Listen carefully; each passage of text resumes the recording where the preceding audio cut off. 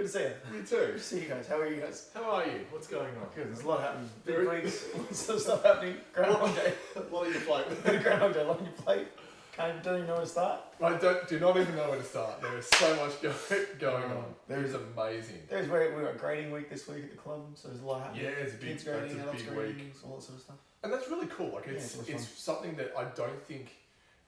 I think people underestimate a martial arts grading. Like we're not saving the world here, but at the same time, bit of pressure. Like Totally. as a student, when you go in, I always used to. I'm notorious, and you would always you'd be like, Cameron, what the fuck are you doing? What are you doing? Just calm down.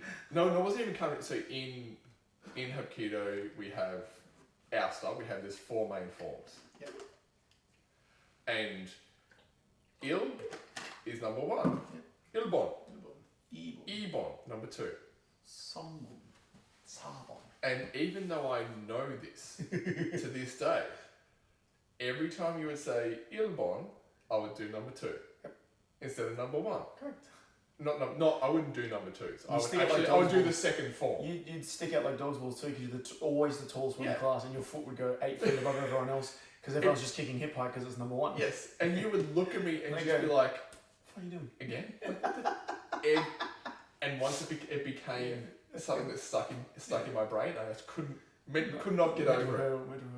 But it's funny how people go like, martial arts, it's not an easy thing to do, especially when the focus is on you, and you got to remember stuff, and there's that. I think especially if you care about it. Yeah. I think especially if you care about it. It's interesting. We I will say this lot of juniors that we've got through right now. This is the first grading for this year for 2026, and I'll say that I think that the white belts going for their yellow belts, their first tests and stuff, their first grading, and even the yellows going for their sort of like, second grading, the yellow to like yellow and black, are the best lot we've had come through. It's been really great and really interesting to watch them come through. Funny thing is because like leading up to, they're a really focused class right now. Like those at age bracket, the young kids, they're really focused. They listen. They're really like engaged in class, and like it's going really well with that sort of stuff. And then grading last night for them, because that was last night's one. Grading for them last night, they did really well, but a lot of them shit the bed. Like as in like just the pressure of grading and like getting in their own heads and building up. Not that it's like we try and still make it fun for kids in the grading set, but the tone is still different and it's serious and it's grading's coming up and they no matter, overthink it. I don't think there's there does come a point when you go, I know it and it's there. Totally. And that comes with a bit of maturity as well. Yeah. But the pressure is different. Like and it's funny, you can see the ones in that really know it, and you're like, that are really, and they are always the ones that are training 2-3 times a week. Yeah. They just know it, because they're doing it way more, they're doing it 2 more times or 3 more times more than some of the others. Yes. And the ones that come once a week, you can tell. It just sort of looks, and you watch them do the thing, and they did well enough to pass, but with a lot of sort of side notes of improvement and things that need to happen, and that's okay. And then there's ones like there's one of my students, I'm not going to name them, but they, in class, are almost perfect all the time. And then last night I watched them do a technique that I've seen them do 100 times perfectly and just completely just crap themselves. And it's just got in their own head and like, and it's it's part of the learning. That's what grading's about. But it's also, that is part of the, it's part of learning. Part of testing. That's the testing. Part of martial arts. It's a calm your mind. Yeah. Be present and don't overthink and like all those sort of things. That's part of it. But overall, it's been an exciting week so far. Grading's got more gradings tonight and more gradings on the weekend and all that sort of stuff. Good luck to all of those of you who are rolling on the weekend and having to do pay the price. That's right. That's it. Now that probably leads us to a good. Well, today is effectively part 2 to last week. Kind of, yeah.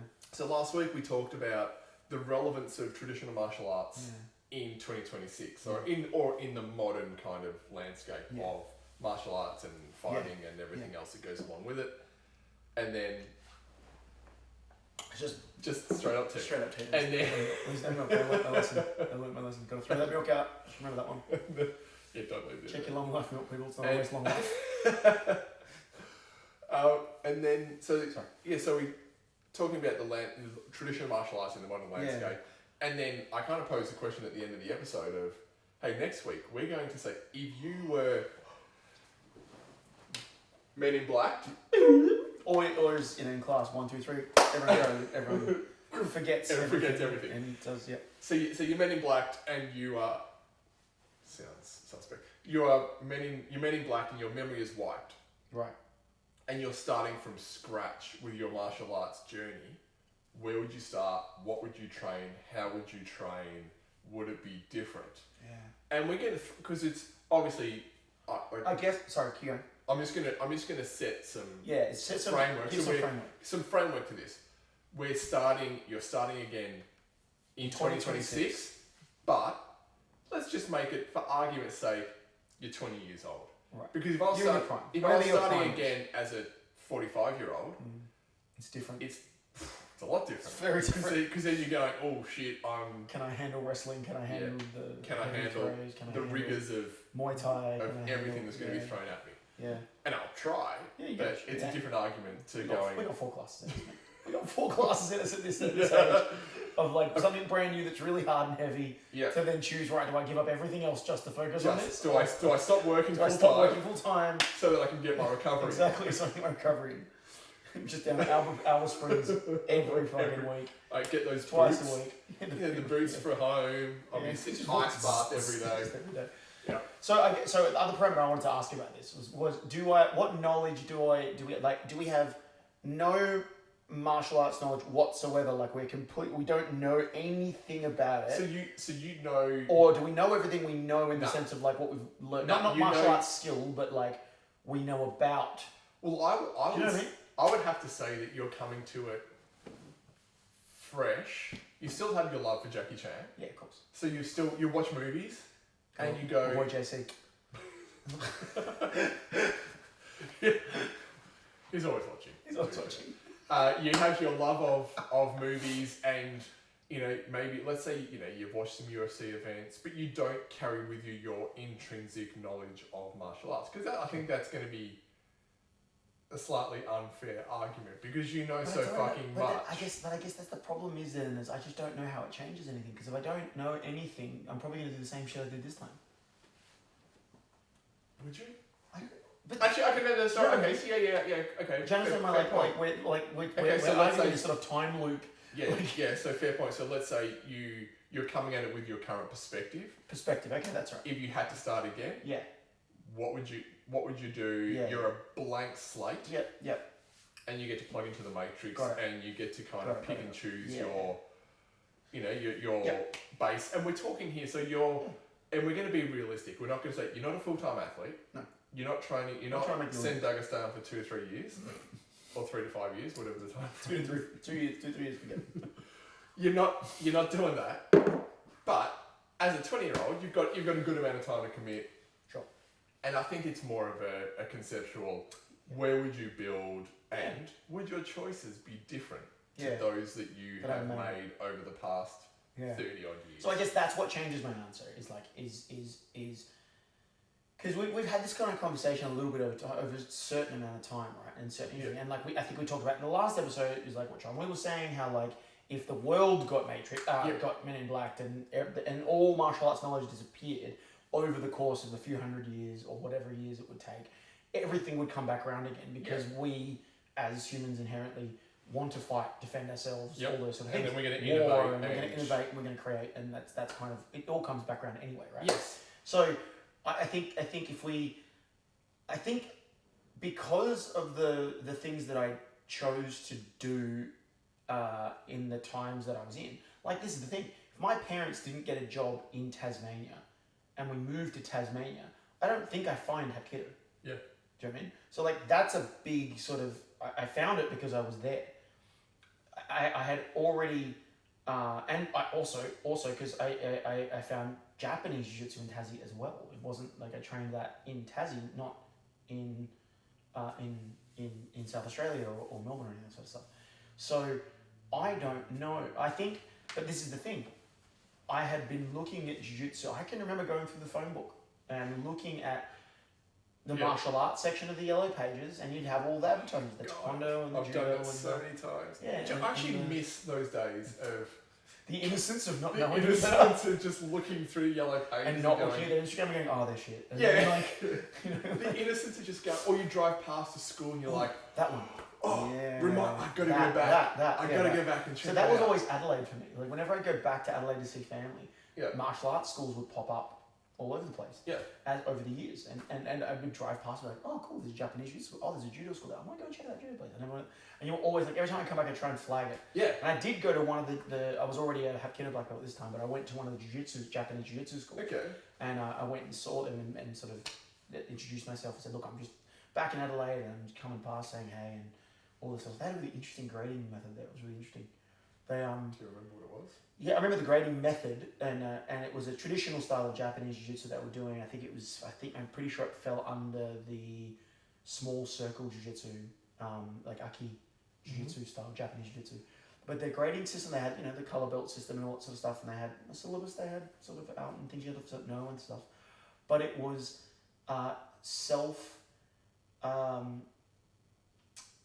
how do I explain it? I'm going to say self-promotion, but not in the way it sounds. Like, you as a student could come up to your instructor at any time and say, I think I'm ready to grade. And you could test, and you just had to book that with, yeah, cool, Yep. okay, next class, I'll test you. And you could do your grading. But if you failed, you had to wait a year. Cool. So then it added a year to whatever you were doing. So you had to be ready. That's I didn't hate it. interesting. That's interesting. I didn't hate it. Because you could There's get... a lot of people who go, hey coach, I'm ready. put me in. Pull me in. I'm ready. Yeah, exactly. And I thought at the time, I was like, oh, that's interesting. I don't like that, the idea that they get to choose. But then the more I thought about it, I was like, actually, I don't hate it. Well, because there's a consequence if you're if not ready. If you have put the time in, it's now your decision, not your decision to decide, are you ready? And then I guess it's just a way of showing that person the door. Like, Yes. are you? And so I don't hate it. I don't hate it either. I don't hate it. So I've used that method a few times with a few students over the years. I've gone, okay, you think you're ready to grade? Let's grade. But if you're not, you're going to wait another, like minimum 6 months. Yep. Are we in agreement? And usually, so you think about it. You can either grade in 3 months from now, or you can grade on this one. But if it's wrong, you're going to wait 6 months. You're like, oh shit. And usually they always pick, I'll wait till my third. Just get a bit more practice in. Yeah. That's a good idea. Well done. That's Good choice. correct choice. Correct choice. But anyway, sorry, I digress. I've tangented off topic. So back to the question was, what would I do? And actually, before you answer, what would you do? And we briefly touched on this morning.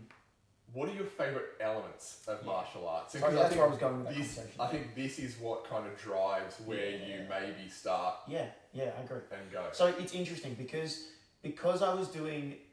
I always if you've listened to the Batman Origin Stories one, like you've listened to where I started and doing stuff, martial arts, and so it was in the kung fu side of things. Yep. I liked the spinny, kicky stuff in kung fu. Yep. I enjoyed that.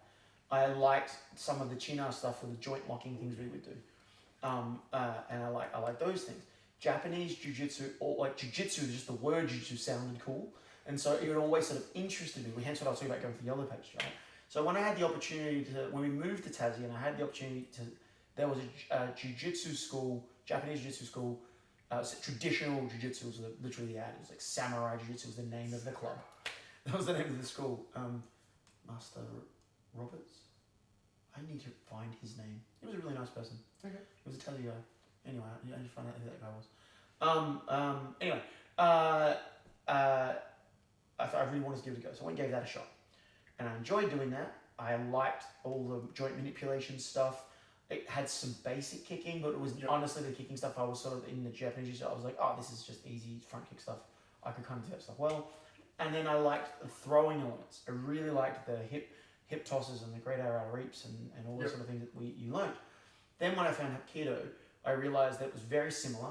Like this, you're basically doing the same thing, just with more kicking. Yep. And I liked kicking, so the kicking sort of the idea of doing more kicking with jumping, spinning kicks, and watching other people do kicks in an incredible high level, I was like, oh, that's awesome. Oh, I could probably do that. And then learning that stuff, then realizing I could do joint locks and kicking.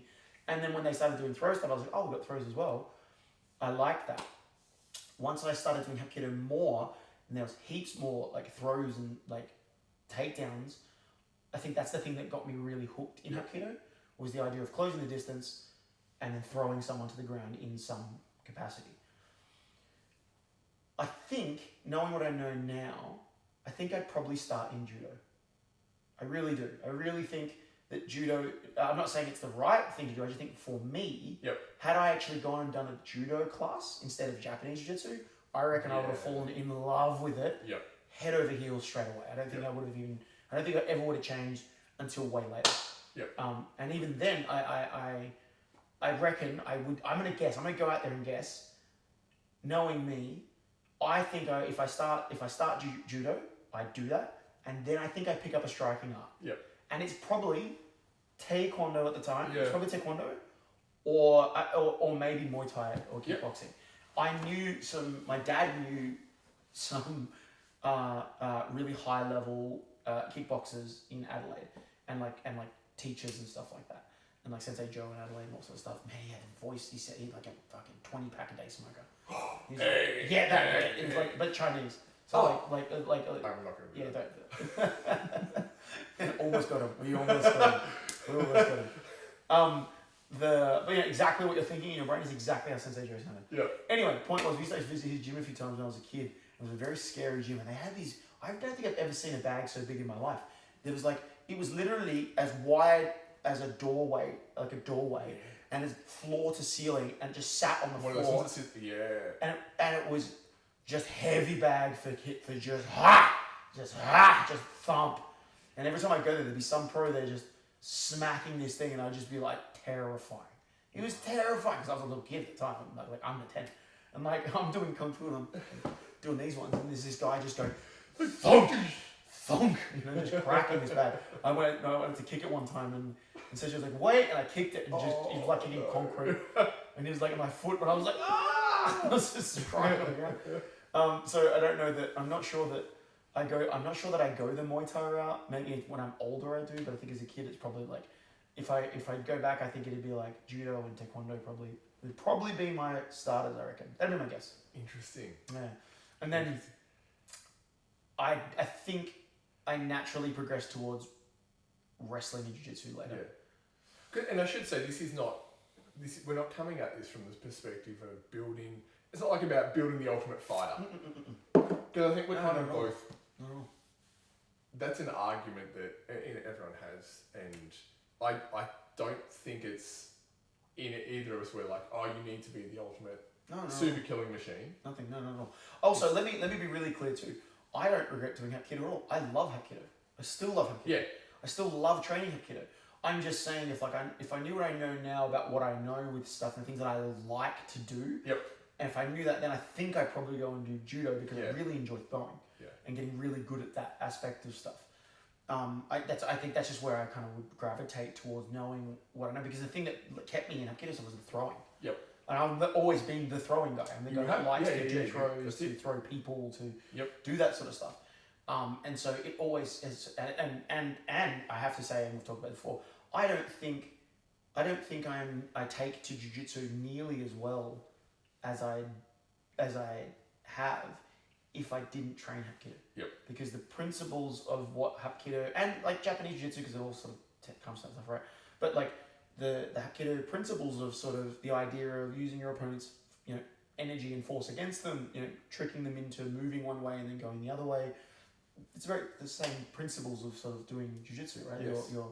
You're trying to use your partner's weight against them and get them to put pressure in a certain direction so you can redirect their force. It's not magic. We're not talking about chi. We're just talking about mechanics. We're talking about thinking steps ahead. Right? And Hapkido teaches you that. Like that's the goal of like joint flow locking. Yes. Like getting onto doing flow joint locking and transitioning from lock to lock to lock to lock when they resist. What happens is we go with it and we go the other way, and then we change the direction, and maybe we hit them again, and all those other sort of things. Yes. Jiu-jitsu is exactly the same. There's no different. That's the point. Is attack the neck to get the reaction, to then get them to turn, to take the back, to whatever we're doing. Yes. So I don't, but I think I had good success in the early days of jiu-jitsu as a white belt because I was already I had done a lot of training, and Hapkido had taught me naturally how to follow those pathways. Yes. And so my coach didn't have to explain that to me. I could feel it. Yep. When we were doing techniques, and so that I think that there gives me the early success in jiu-jitsu, and that dopamine hit of this is really fun and something I can do, and something that's different. Oh, and it works. Yep. And it's also live, and so then I all of a sudden it was funny. Even though I was training jiu-jitsu, even though I was training Brazilian jiu-jitsu as a beginner, I can remember my first few classes, my first month training, my first 6 months, my first year. All of that in my mind was me working out how to use Hapkido better. Yeah. I was like, even though I was learning, I still learnt new things and learnt what side control was and what mount was and learnt what those positions were called. But in my mind, whenever we were rolling, I was trying to work out ways to get locks that I knew. Yep. To the point where my coach banned me from doing wrist locks. Alex, learn something new. Yeah, exactly. Which was the point, and he's right. He was right. It was the right thing to do at the moment because I needed to progress because I'd hit the ceiling on what I was capable of doing after about a year. Yeah. And he's like, hey, fucking start doing shit that we actually like. You know stuff we're teaching you. Yeah. Try Try that stuff. Oh, that's a good point. So it's like the same thing. It's like whenever people go to. I remember what I did in 2024, 2023, 2024. I picked up some judo. Oh, no, sorry, what was I saying? Yeah, 2024. Yeah, 2024, because I got my black belt in 2023. So after I got my black belt in jiu-jitsu, I was also like, I want to start judo. And so I started doing some judo. At the time, I was still working day jobs over at Resilience in Footscray with Daniel Kelly. Shout out to those guys, great school. I went and started training judo in the mornings because my work was right near that facility. Yep. And I was like, we started doing some of the ground stuff, like the Niwaza grappling in one of the classes. And the judo coach at the time was like, hey, you're allowed to use all your jiu-jitsu stuff. You can do all things. But it was funny. I was really adamant. I was like, look, I don't want to use jiu-jitsu techniques in this context. I'm trying to learn judo. Yep. And so I sort of just... I was rolling with one of the yellow belts, the guys that were starting on the ground, and then he was like, yeah, your goal is to turn the other person over, like pin them. Mm-hmm. And I was like, okay, well, I can do a whole bunch of shit. Yeah. And of course I'm going to win, but I was also, well, what's the thing you want me to work on? What do you do? Trying to handicap yourself so that you're actually able to learn. Well, yeah, because otherwise I'm just training jiu-jitsu, and I was like, well, I'm not, and it doesn't mean there's nothing wrong with that, and they put me with a green belt, one of the green belt guys after a couple of rounds, and that guy pinned me real quick with one thing because I was trying something that didn't work, and then I got pinned, and I went, cool. Then I immediately went to a jiu-jitsu move and then flipped him, and it was fine. But I sort of was like, oh, yeah, but I don't want to do that. I don't want to come here to try. I want to practice. And same again, I don't want to, allowed to do single leg takedowns in judo anymore. You can't do the rule sets. You can't touch the legs without grabbing collars and stuff. Yep. So I was like, cool, don't do any wrestling takedowns. Just work on the judo stuff like practice. Yes. And I sucked at it for a while because I'm like, I'm really trying to get the techniques right in live sparring. But that's how you learn. That's how you learn. So yeah, I don't know. I think that's me. I reckon. I think the throwing is what really. I think the throwing is what really. I really enjoy doing, and I love. And really close second is all the wrist manipulation and joint manipulation. It's very close second, but I enjoy throwing first and joint manipulation second. Yes. And then kicking third after that for me is like that's I guess my passion for those things that I really enjoy. So if you were blank slate, it would be judo into say maybe taekwondo. Maybe some kind of strike, or one of the striking arts. But I like kicking a lot, so I assume. Yeah. And this is the thing. Do you know what? This is the thing. It would also, for example, if my first taekwondo class was with our friend Vishnu. Oh. Like I'd be all in because I'm like sick because awesome kicking, great drills, lots of sparring. But isn't this sliding doors 100%? This is correct. But if my first taekwondo class was with a gym that we know and dislike heavily, I'm probably like, what the fuck's this? And I'm not doing this every day. Yeah, exactly. You probably don't go. Day one. Just keep an eye out for our day one channel. Anyway, but and I think that is one of the hard things with, and I think where a lot of people get it mixed up with martial arts is it's often not the art. It's not even the school. It's like that person that you have the first interaction with. Yeah. if they're amazing and they can convey the message and they can get you to move in the right ways, you probably have a great experience. Yeah, correct. If they don't, the art is often secondary to the overall experience. Well, I think there's a lot of school. We talk about this on numerous occasions, but I think there's a lot of teachers out there that run successful businesses because they're great with people. Yeah. Not because they're great martial artists. Yep. And that's not necessarily a terrible thing. Oh, yeah, look, I think in the context of if you as a person go to do fucking tennis or squash or fucking golf or whatever it is, right? And you find a group of people that you resonate with and you enjoy being there and you get something from that group, whether it's validation, whether it's friendship, whether it's community, whether it's those things, right? That's a good thing. But I would say as long as you're getting the skill that you're trying to be there for, well, so that is as important. Therein lies the difference, I think, because you can go to. But I think a lot of people stay at schools because of the people, not because of the. Yes, which I think is fine if it's a. So martial arts is a very unique beast in that sense. It is because it's a solo thing, but it's also a team sport. If you go and do tennis, and let's say your tennis coach is an amazing person, but your forehand is shit. And your forehand never gets better despite all of they're like, no, this is how you do it. And you're doing it, you're learning the skill directly from there. Every golf conversation I've had, I can't do this so much. But then you get to a point where you're like, okay, either I'm just a terrible athlete or the instruction is not correct. Yeah. And you learn that with tennis, you're losing matches or you're losing your rallies, your practice, whatever. Basketball, any of those sports, I think fall into the same. Martial arts, you may never find out that your technique is terrible and you don't know whether it's you or the coach because you may never have to display it, demonstrate it, test it outside of your school's environment. Yeah. So I think it's one of those really difficult ones to judge because you might go 30 years of training at a school and the people are amazing. Yeah. The coach is a really nice person. But then you walk into another school and they're like, what is that? What are you doing? Yeah. And you're like, no, this is a front kick. I'm like, no, it's not. Yeah. That is. What do you mean? What? It's a what kick now? You what? Yeah. You're right. It's hard, isn't it? It's an interesting one because it's like, you can only measure against what you know. Yeah. Right. And yeah. And you're like, what's your frame of reference? And because everything else has kind of, and again, we've talked about this, one of the great things about jiu-jitsu is that it's live and there's immediate feedback. Yeah.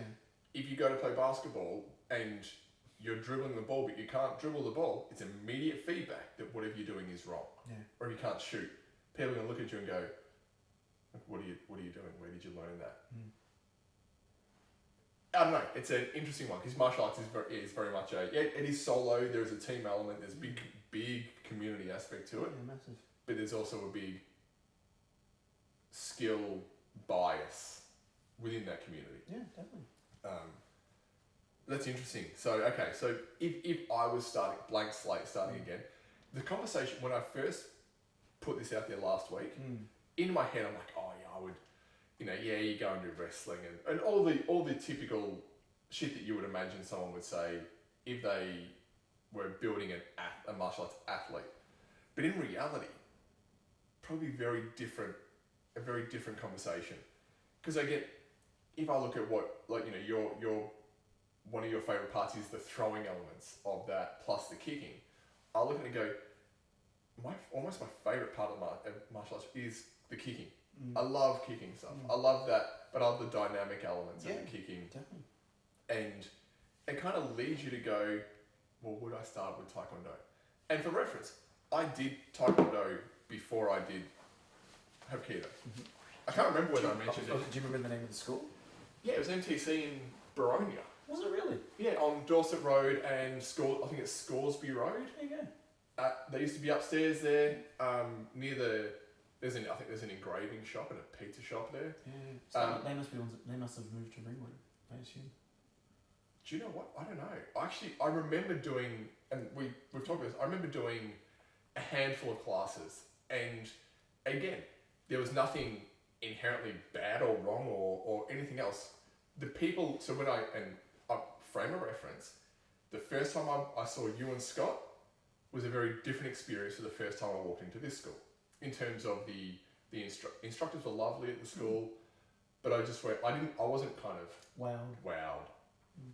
And also, we walked in and whatever I can't remember the name of the first pattern or whatever we're learning, but I'm like, it's pretty mundane. And I get it, it's basics in martial. Step, block, punch, turn direction. Yep.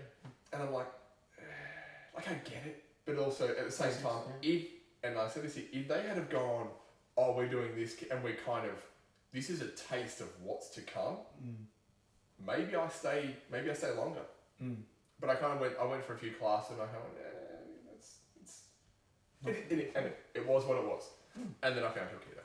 So it's really interesting though, because I think I've made this mistake over and over and over again as an instructor.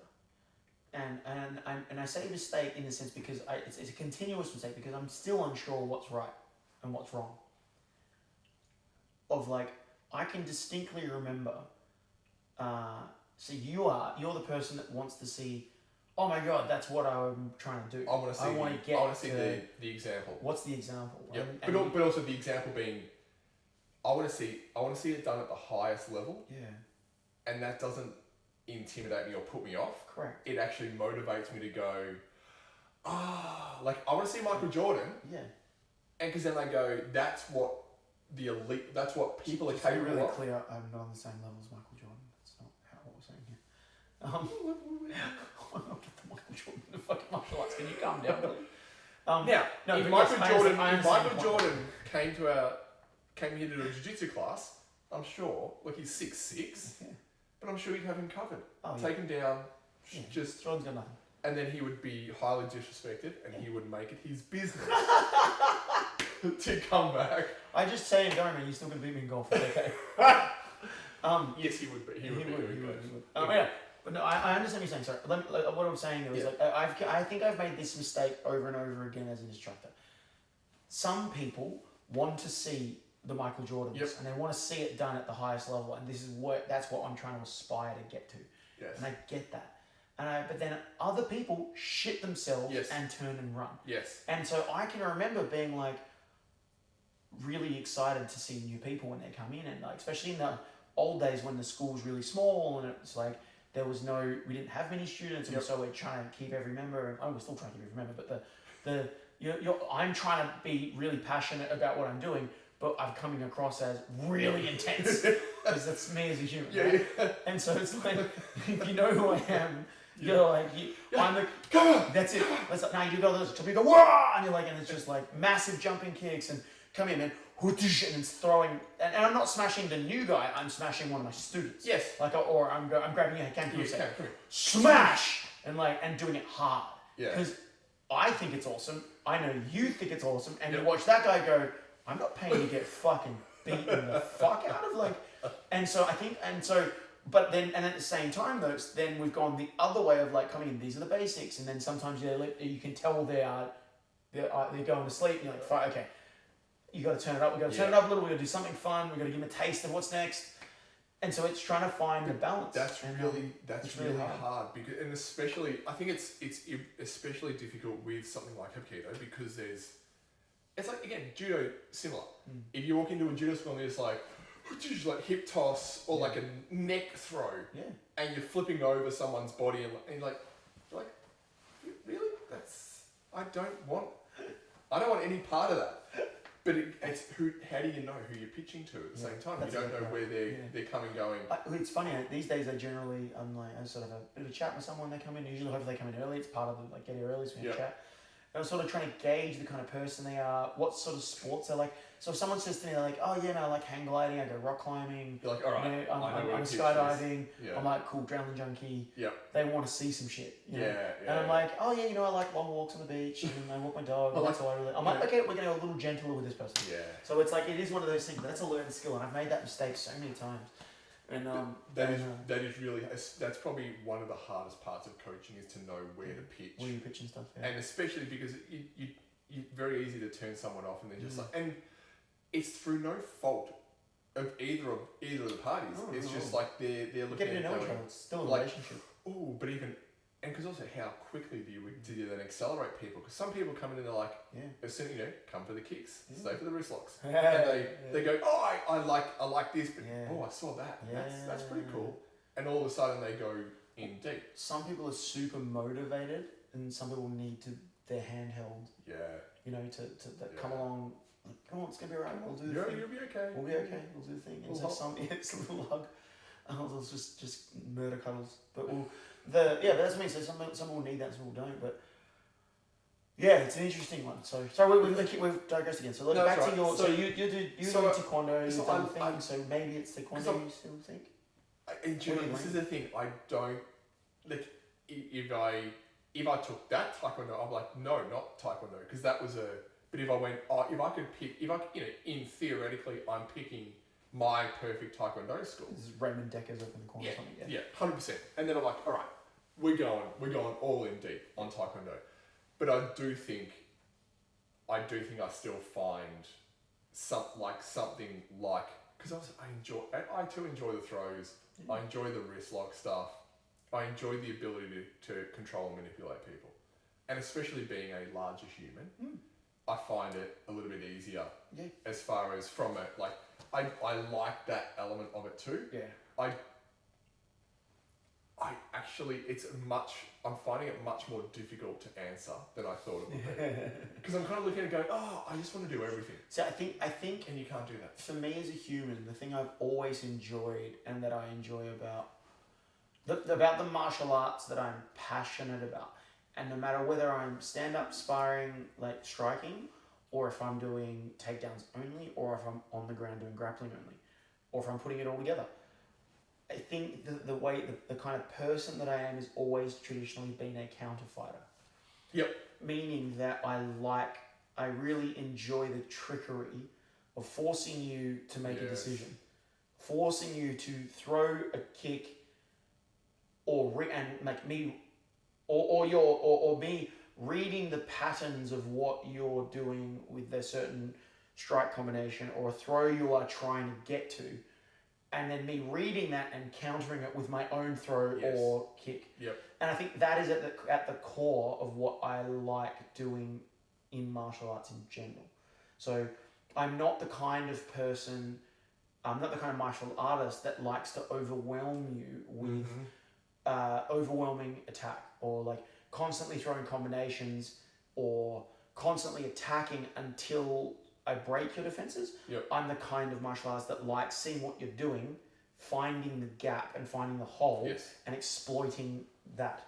And I think that's where the throwing and the stuff for me in particular finds its things, because I'm usually successful with my throws by countering either your throw or strike. That's interesting. No, because do you know what? It's good. It's interesting you say that, because I know when in sparring, the most success and the most fun I have is now it's not necessarily you, but countering other people's strikes. Yeah. And like it's that evade and counter, which does lean very heavily into the taekwondo kind of play style. If you think about it, it leans heavily into boxing. Boxing's built around the science of boxing, right? The science of ducking, slipping, evading, and counter striking. And do you know what? All of these, even because I could, in real terms, if you went, all right, Cameron, you're going to slate clean, you're going to do boxing. I would love boxing. Yeah, I think so. But I think my natural personality of liking lots of different elements of things, I would go, I reckon I get 12 months out of maybe 12. I think so. Before I'm like, all right, what's... Yeah. Like this, and I should say this, I love Hapkido, and we were just talking earlier where I'm like, I've been training for however many years, and I still feel like there is so much growth and so much more to learn, and so I can get so much better that it's actually really hard to go, like, we're just talking about splitting my time between Hapkido and Jiu-Jitsu and how I'm going to manage that, because there's so much to do on both sides. Both sides, yeah. I've got, like, obviously more on Jiu-Jitsu. I'm starting from a lower base there. Yeah, of course. But it's so fucking deep on all fronts, and you can get so much better. But also, a lot of Taekwondo, what Taekwondo has and what Jiu-Jitsu to a certain element, Hapkido has a lot of elements, the throwing, the striking, the kicks. Yeah. It's quite a well-rounded art. Yeah, and especially the way it's taught here as well, because you're including elements of, we include a lot of footwork, sorry, groundwork as well. Sorry, I'm losing my mind over here, because this question is posing me more bloody issues. It is. See, it's funny, I've done a minimal amount of wrestling classes. Yep. Shout out to Coach MIB, by the way. He runs Matt Masters Academy here in Melbourne. Amazing coach. If you want to find a good wrestling coach, go see him. Also, awesome human being. But the wrestling knowledge I have of just straight wrestling comes from him, because I did some classes. So he was the wrestling coach at Extreme when I was training it. And then I, from there, took that knowledge that I learned, and then sort of doubled down on learning and sort of. I love Carrie Colette's channel. If you look up him, he's an American wrestler, and his instructional stuff is phenomenal, because it's simple, it's quick form.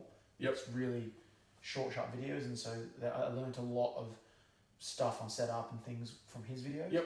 And applying what I already knew. I'm not a good wrestler. I can't wrestle with wrestlers. Like, as far as put me in a wrestling competition, I've got no idea. All I know is that if your chest is facing the ceiling, you're losing points. Like, you pin them on the ground on the back, you win. And there's 5 points for big throws. Like, so there's this. The scoring is not difficult. But the point is, I don't. But I love it. It's an awesome art. It's fucking hard work. I think wrestlers work harder than any pretty other. Much, if you look at their martial artists, even just the warm up. It's like in high level wrestling, like that's their work ethic is far harder. I mean, but I would also say judo is a close second. Isn't it? So this is again part of, and this is what I love, because I look at a lot of, and we've martial arts shopped over the years. You do your window shopping, and I'm sure everyone does this, and we probably do it. I do it less now than I used to. Same. But I still love watching the way athletes prepare for these arts and how they prepare their body. Wrestling is just insane, but then you look at the judokas doing their Olympic judo level training, the weight training, the conditioning, and the hills, and this like stair running. Post. We have to not just remember the stair jump. That one. One of the, I don't know if it's Ono. Shohei. Is it Shono Ono? I think so. Yeah. He does the stair jumps. He's the world number one, like 88 kilo world number one judo guy. Just insane. And his preparation training. You watch him run and jump the stairs outside. Holy shit! You're like, the explosiveness on that dude is unfreaking real.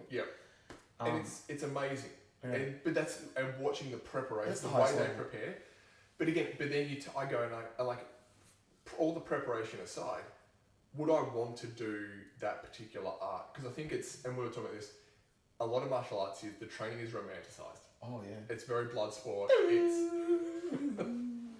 And I love, I love like any like kung fu and tai chi.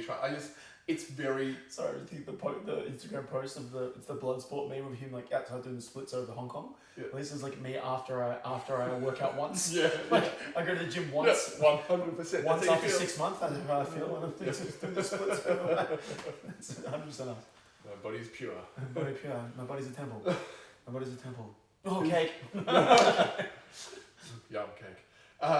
No, but I think the training is romanticized to a certain level. But 100%. Then if you actually have to put yourself in the school and you're doing that art on a daily basis, it's a grind. It's hard. It's a grind, but and that's why you have to love it. Like you have to be in going. I really enjoy what I'm doing.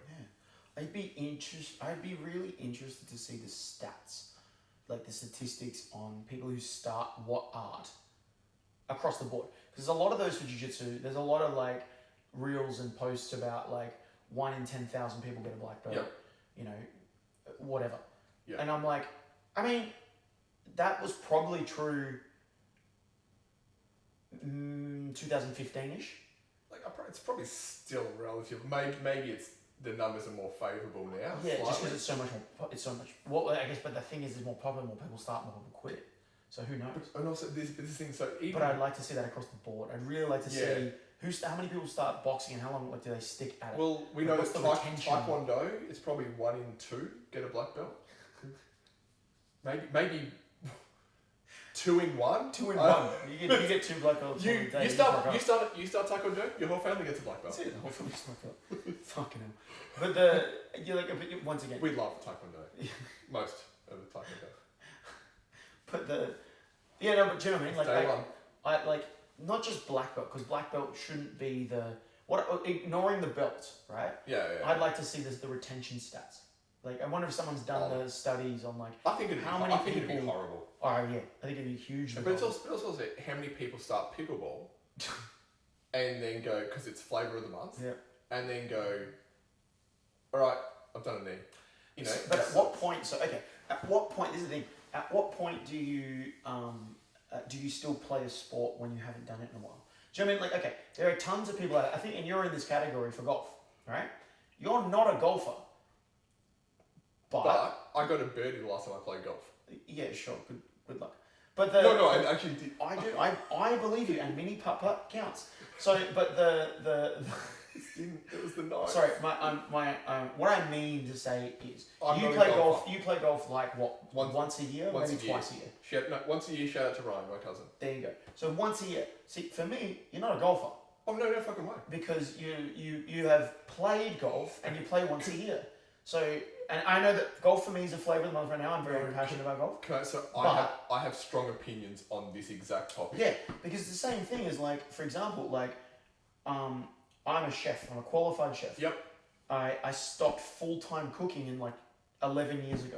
Yep. I haven't cooked full-time. Yep. As a chef. When do I stop becoming a chef? Well, I think chef's a vocation. You have professional training in being a chef, so Correct. you'll always be a chef. Same as if you have a degree in accounting, yeah, and you are a CPA accountant, right, you will forever be an accountant. Yeah. If you run, doesn't make you a runner. If you've done a marathon, doesn't make you a marathoner. There you go. If you play basketball, this is exactly what I was getting at. Doesn't make you a basketballer. Yeah. If you did martial arts, yeah, doesn't make you a even if you currently do martial arts, doesn't make you a martial artist. Even if you, it's an interesting definition. Well, I think it has to be like if you do karate once a week, doesn't necessarily make you a karateka. I think that more goes along with it. Same as if I trying not to give a reaction on this one as far as like no, because I feel this. I think for context. Yeah. I played basketball. Sure. I quit basketball 2 years ago. 2 years? Wasn't long that? No, I did a Easter tournament like 2 years ago. That was the last time I played. Okay. I think it was 2 years ago. Anyway. I feel like it was longer. And I started playing basketball when I was 5. Yeah. And I actually never called myself a basketballer. I'm like, yeah, I play basketball. Sorry, I hoop. He hoops. I hoop. He hoops. He hoops. You go to the court. He hoops. But I never went, do you know what? I'm a basketballer. Alright. And because it was also that was actually, basketball was actually more an identity for me. And I never had to kind of go, oh, I'm a basketballer. It's just like, yeah, I play basketball. Yeah. Don't be an idiot. Yeah. But even when I was training, have keto in the early days, like 3 days a week, I never went around going, yeah, I'm a martial artist. See, but that's an interesting one, isn't it? Because I think that's more about identity than it is. It is. Because I know, like, for example, if you only train, so if you trained karate, let's use karate. If you train karate once a week, and you never train more than once a week, but you train for 10 years consistently for once a week, you're still a martial artist. Like, if you never quit in 10 years and you train once a week, and maybe you got sick one time so you missed 1 week, you know what I mean? Like, you have that, just allowing for the general sort of flu season, and you might have 2 weeks off because you got a really bad flu. Like, if you never quit... I'm maybe unpopular opinion. I'm not saying that you're going to be amazing. Unpopular opinion, I think there has to be a certain ethos, a bigger piece behind the scenes that goes along with that particular label. So if you're calling yourself a martial artist, I think there's more to it. You're doing things that are indicative of... Are you a martial hobbyist? Well, this is the thing. If martial arts can be a hobby, it doesn't make you a martial artist. This might be an interesting topic for what defines, because I think this is a conversation we're gonna have for about 2 hours. No, and again, look, and I'm not saying you're wrong. I'm just really interested in your thoughts. No, I'm not, and I'm hitch your wagon to whatever identity you want. Sure. Doesn't make. Hey, so I like eating food. Doesn't make me a professional food taster. like whatever. Well, apparently the fucking bar's pretty low for that anyway. So apparently you can be an influencer and just fucking be like, I'm an influencer, and what the fuck do you know about food? But also, but it's the same thing. Doesn't because you do it and. I have a fun story about this. Sorry, but you go, because I'm gonna have an aneurysm. We've triggered Cam. We broke Cam. Okay, so you. Okay, how many times have you? Let's use your basketball references because basketball was, and I think you're still quite connected to basketball. I love basketball. Yeah, but you're sort of in your mind have retired from basketball.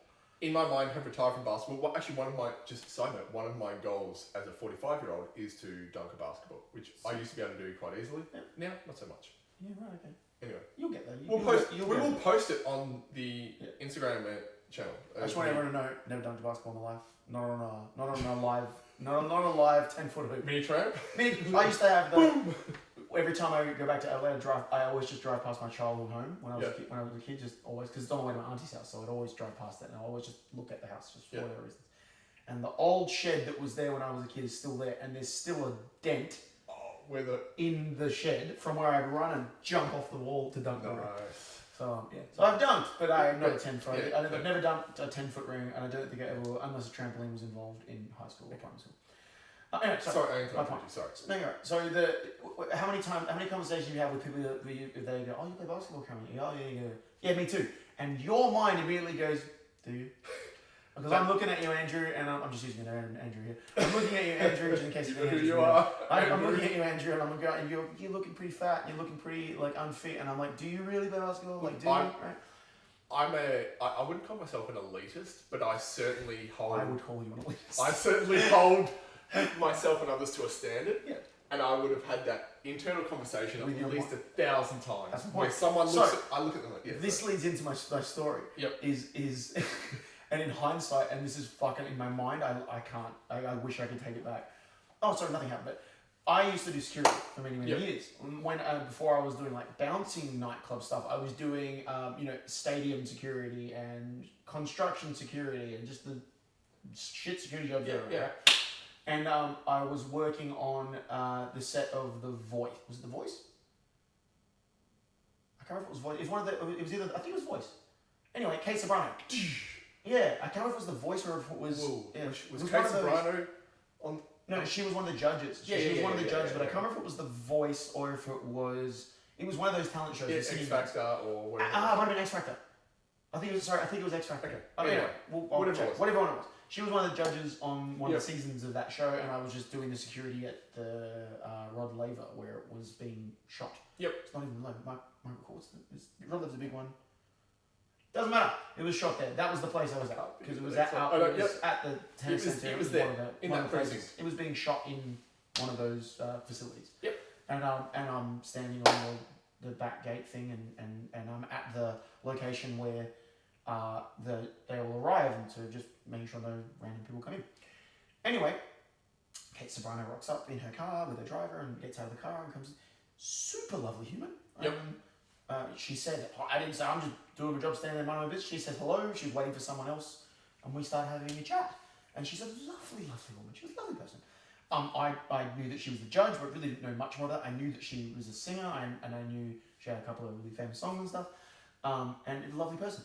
Anyway, we're just chatting and whatever, and she asked me, because I believe that she's got like Hawaiian descendant. I think her background is like American Hawaiian, Australian Hawaiian is the sort of background, or Asian Hawaiian, something like that. Anyway, she asks me, she's like, oh, are you an islander, or are you Hawaiian?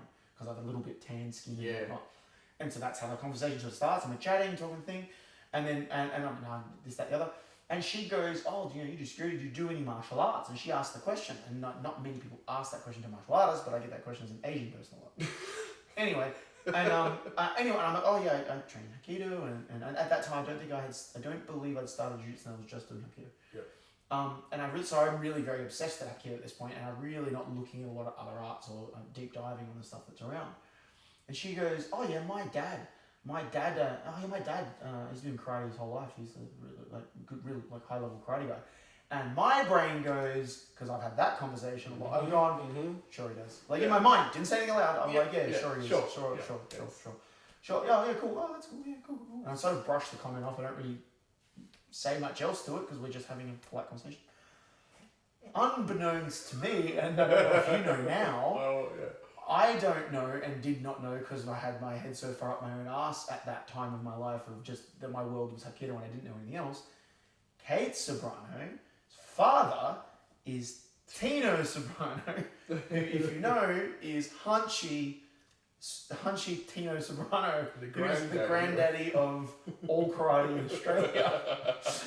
So in my mind at that moment, and you know, I'm just like, sure, your dad does karate, like everyone's dad does karate and does the thing, and I'm like, I wish I'd said something because then I would have educated myself earlier than I did later. And now knowing, you know, he's a major player in the Australia, or in the reason that one of the reasons that karate is so huge in Australia is because of that awesome human.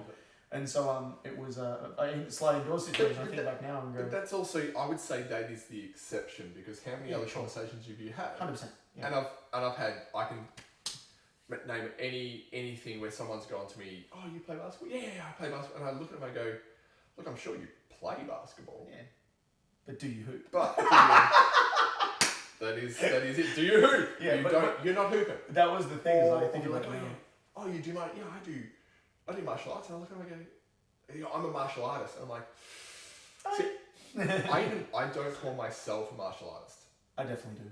You know, you do, but also you're the time and commitment you've given to martial arts is a lot different to mine. And there's like a separation there. Like 70% of my life has been into martial arts. Well, I've trained a lot, but I stopped build a career around it. But I also stopped short of going, I don't even call myself, like, I find it very hard to give Don't get me wrong, I don't walk up to random people and be like, by the way, I'm a martial artist. Like, it's not, that's not what we're saying here. It's not your icebreaker at parties? It's not at all. I train martial arts. I'm a martial artist. That's me. I am one with the force is one with me. No, look, it's a different. He was so cool in that movie.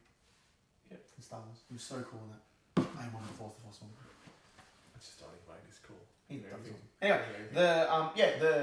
I identify as a martial artist. I definitely do. It's my one of my core identities. Yeah, absolutely. As a human. Absolutely. I think it's very. I find it.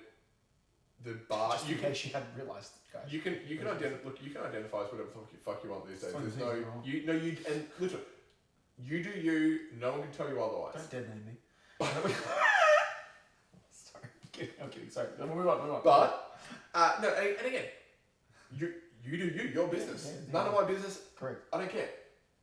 But if you're going to be a martial artist or a hoop basketballer or whatever, or an elite endurance, whatever the hell you better be fucking good at it. Yeah, totally. Don't be shit. Yeah. That's basically all I'm going to say. Don't be shit. Don't be shit.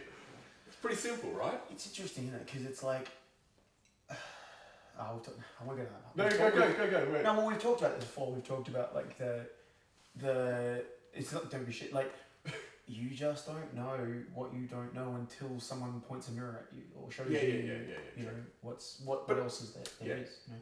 And it's not that, like saying again, like, we're a good school, we teach good martial arts. There are plenty other, like, jiu-jitsu schools that are higher levels in what they're offering for.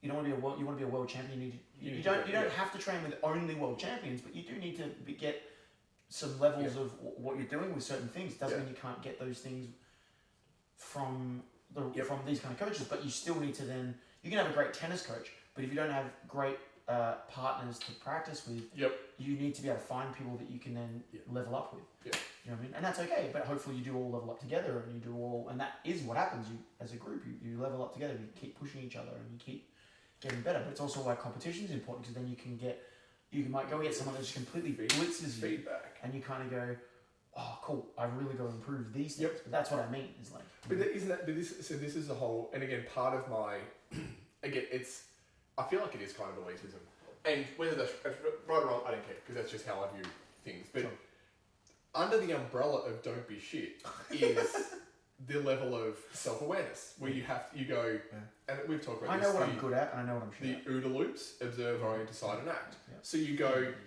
I observe what I'm doing, and I orient. So I'm going to decide to go and do this. Yeah. Then you just make a decision. You go and act on it. You do the thing, and then you observe the results of the thing you've done, and you go, good, bad, otherwise, whatever. What do I need to change? And you go again. And that's a loop. If you don't know what an OODA loop is, go look it up for thingies. That's what he explained. Well, It comes from war times from John Boyd. We'll put a link to OODA loops in the description. OODA loops are used in high business stuff, and it's actually a really efficient way to make decisions, but also to make rapid progress. Correct. Because you're constantly acting, seeing the results, making adjustments, acting, and you're going again. Hence the loop. But part of that is, like you said, you don't know what you don't know. That's also part of being so if you call yourself a martial artist, part of that is actually being aware of what's going on. It's not just narrow field. You can be a basketballer and you can have a pretty narrow field of, well, basketball's kind of straightforward, right? Is it? It's good as far as you can go you can go as deep as you want on different moves and whatever else, and maybe plays and strategies and you can offensive structures and defensive structures. But outside of that, for the most part, if you know how to hoop, a lot of people you know how to hoop. This is going around in circles, but martial arts, it's different because unless you've had the immediate feedback, you don't know what you don't know. But that's also, again, I come back, that's part of the don't be shit rule, is awareness is a big part of that. I remember distinctly doing stand-up sparring and like my experience with karate guys and experience with taekwondo friends and sparring with them and doing that stuff and being like, okay, you're doing all right. You can mix it up with a whole bunch of them and getting that sort of feedback and realizing that I can keep up with them or actually beat a lot of them. And then as they grew and figured it out, they could start beating me, and then that's how you kind of all grow together. Then I remember fighting with a friend of mine who was doing boxing. I'd never fought an actual boxer. I'd never stood in front and had some sparring time with an actual boxer. And we were both jiu-jitsu friends at the time. And we would do, but we would let's do a little bit of standing stuff because he boxed. And he boxed at a really amateur level. Wouldn't say that, I don't think he had any, he might have had like one amateur fight. But he wasn't a professional or anything like that. And I distinctly remember standing there and going, do, boom, and just getting jabbed in the face a fuckload. And I remember being like, oh, that is way faster than I expected. Because anyone else that ever tried to jab me was not a boxer. They were karate people or kickboxing people or Aikido people or whatever. And so no one was actually skilled in the footwork or actually skilled in the timing or actually skilled in the thing. I remember getting jabbed 3 or 4 times in a row. And me just being like, I can't see this jab. Like, why can't I see this jab? And then was like, well, stop standing in fucking front of him and move backwards and make some space. Then I moved some space and I adjusted. And then I was like, cool, I gotta get my hands up further in front of me so that when it comes, I can start swatting it rather than trying to box with a boxer. And like, you ever see this footage of Alex Pereira? Who's the best UFC heavyweight. champ. Light heavyweight. Massive, heavy hands. Concrete hands. Sparring a boxer. And Pereira is just getting teased up because his hands are kind of here and he's getting jabbed repeatedly in the head, and now he's walking through it. But you're like, you're still getting hit. Also, he's like elite UFC side. Boxing's just different. It's just it's a specialism. And it is, especially when you limit the rules to just boxing. Right? Like so, and that's the thing. That's always the thing. Is like if it's boxing is a wonderful martial art. It's a great combat sport. It's great for fitness. It's funny. It's an interesting one. It's like it is not bad for self-defense in the context of actually learning to hit stuff. I would say it's not a good self-defense art, and I mean that in the context of like self-defense specialist stuff, right? Because sometimes hitting things is the right answer. Sometimes it's not. That doesn't mean you can't use it. There are consequences to. There are consequences to just punching someone in the face. Correct. And anyway, but that's another whole thing. That's the thing, and that was one of those learning moments for me. Was like going, oh, you don't know how to box. You know how to hit things. You don't know how to box. So I'm really upfront with stuff like that. Whenever I'm doing, we're doing striking, we're doing striking from the point of view of this martial art. Yes.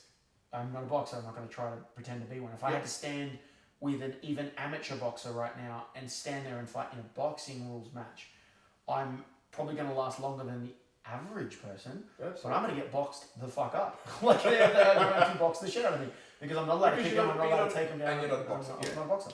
But I understand that. Yes. And I think that's. Do you know what I think? I actually think I'm really fortunate in many ways. So when I talked earlier about I've trained or tried out, I want to say 10 to 15 different martial arts schools. Cool. Kickboxing, three kickboxing schools. I've been to another jiu-jitsu school. No, I It's okay. we don't talk about that.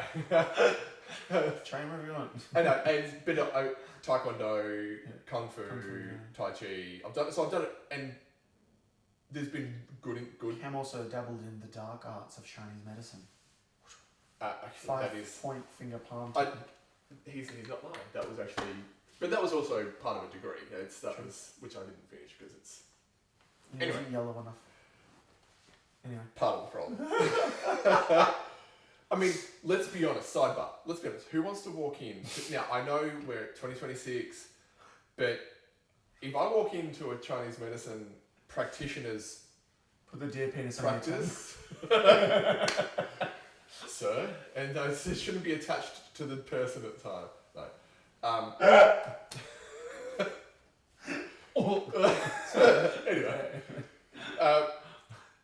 I've been really fortunate to know yourself and Scott from very early days, sure. Because it gives you a greater, like the people who are conveying the information are part of that overall picture of don't be shit, where you're getting a better grounding on what else is out there. Sure. It's never been a case of, hey, this is all, you have to operate within this tiny little box, and we're not going to let you in on the secret of what else is out there or what else you can train or you can do that, or even just yours and Scott's general interest in other martial arts and stuff that's out there brings that back to those who are training under you as well. Yeah, definitely. Whereas, so I think that has helped with the having a better understanding of. Sure. There's levels to this stuff. Yeah, definitely. And you see it all the time. Go to the gym, and you can see the guy benching 200 kilos and the guy benching 50 kilos. There's levels to this stuff, and you get an understanding of 200 kilos is world record elite level, depending on the weight class. 50 kilos, not so much. But you go, okay, that's not bad. That's just elite. You got to start somewhere. But you got to understand that when people are like, how strong someone is, there's always levels. Or how fast someone runs. There's always levels, and it's okay. How someone. I can tell you how well someone can hoop by the way they run, by the way they move. That's it. And you can. I'm sure you could. As soon as someone walks in, as soon as see if they're like, I've been training martial arts for 20 years, and as soon as they step on the mat and you see them move, you're like, how do you know? Do you know what's really funny is I had that exact moment, but I was happily surprised. So I was at a karate tournament over the weekend, and just coaching one of my junior students who decided to enter a karate tournament for sparring. Yes. Which was good fun. He did a really great job. He won his division, which was fantastic. But I remember watching it was just happened to be the female adult division it was on, and a couple of females stepped on there. I believe one of them was from a taekwondo school and one of them was from a karate school. I remember looking at the karate female and just judging her from her physical appearance and just that from through a martial arts lens, not anything else, just through a martial arts lens of like, you look like you're going to move a bit slower, but you're going to hit really hard. Yep. As I was just sort of looking at the other person who was like, you look like you're going to move fast, but not hit as hard. That's basically kind of how I was just looking at it. And I was really happily surprised when I watched both of them move, and especially the girl that was a bit bigger. Fuck me, she had good footwork. Yeah. She moved real good. She clearly knew her craft quite well. Yep. And I was really happily surprised because I honestly was expecting some really shit technique. Yeah, interesting. And I was really happily surprised that I was like, oh, good. And at the moment she started moving. Yep. Sorry, I lied. The first 30 seconds, she was she's still obviously trying to like warm up. feeling out, yeah. And they were both playing they were playing the exact game I was expecting. The forward back chicken dance. Yeah. I go forward, I go back. I go forward, I go back. No one's really like timing shit. They're just kind of playing the back and forwards tag. That was what I was expecting. She got tagged by the other girl and scored on, and immediately I heard her coach go, "Footwork!" Like her coach just yelled footwork. Yeah. And she immediately switched from back and forwards tag to lineal, like in, out, left, right, lateral movement, which completely ruined the other girl's in and out tag game. And the moment, as soon as she started moving, I went, "Oh, she's gonna win." Yeah. And it was because she woke up, her coach yelled at her, Yep. she got ahead of the game, and she started doing the thing she was good at. Yeah. And I was really pleasantly surprised. I was like, "Oh, sick!" And then I actually got interested because I was watching, and I was like, "Ugh, this is gonna be boring shit," because they're just gonna go back and forth. So I started talking to my student and doing other stuff, and then I was just casual watching it, and then she started moving properly, and I was watching her footwork, and then I was talking to my student, showing that's good footwork. And I was like, I was really happy to see that, to be honest. So anyway, but that was what I mean. I was saying, watching people. Look, I think I have to admit, one of my, like, maybe not a hidden skill is actually watching people move and going. You can tell if someone's had a natural athletic background if they've worked hard to gain that athletic ability. Yeah. But I'm always wary. Like, I know we've had. I played mixed basketball once upon a time. Sure. Good social fun. Not a great team, but we had one of the girls is like, my husband he's amazing. He's a really good basketballer. And we knew both people. We knew the husband, and tall guy came down, and as soon as he stepped foot on the court, I'm like, Right. yeah. And then as soon as he played, I'm like, how do you get away with thinking that this is good? Yeah. And I'm like, have you never seen him play? What? Maybe she's in love. She was in love so much that she was just prepared to look past everything else. But it was just like, oh man, what are we doing? But again, it's all awareness. It's like it's all awareness, and I don't. Yes, I think. No, you go. No, I'm not sure. Have you actually answered the question yet? I don't think you've actually answered. I've answered the question. I've delayed answering for at least an hour. Around it because we need to finish up. So like, are you? Look, I'm going with Taekwondo. I think, look, honestly, it's the one. I know a school you can join if you want. Look, do you know what? Day one. If you can find my faceless Instagram page, you will discover the secret that we're talking about. Yeah. But no, do you know what? If I was to start again, and look, I'm sure I end up doing Hapkido and I do Jiu-Jitsu and other things because I'm too inquisitive not to progress that way. I agree, yeah. But the dexterity and the control and the grace and then Sure. and again, we're talking here. I love the grace and fluidity of modern Taekwondo, like even WTF. Yeah. It's just WT now. They changed the name. What the? Okay, so WT. Yeah. Seems odd. Anyway, but also, if you then pair that with 80s and 90s, everything was better. Yeah. So 80s and 90s. Because they just ate fists and kept moving forward. And just relentless best. pressure. Yeah. I would say that's where I would go, and then I would obviously branch out a little bit further down the track. Yeah, I think knowing what I know, I think it's judo. I think the judo. I still think I think from judo, I reckon I still find Japanese jiu-jitsu wrist locking and stuff because that was always fun. I still think I find that, and then I still think I probably still find. I think knowing what you know, you're probably going to go. I want to round the system out. Yeah. I like throwing people, but I also want to kick someone in the head. Yeah, correct. And then, as we're grappling, if you give me the wrist, I'm going to take that shit home. That's it. There's a lot of there. But yeah, it's a good one. So there we go. So that's probably what to call it, I think. Let's call it. Thank you for putting up with those indulging us today. There's a lot of tangents today, so sorry about that. If I have my way, this episode will be called "Don't Be Shit," but we'll. I'm down. Don't be shit. Let's go. Thank you very much. Thank you guys. Thanks for watching and listening.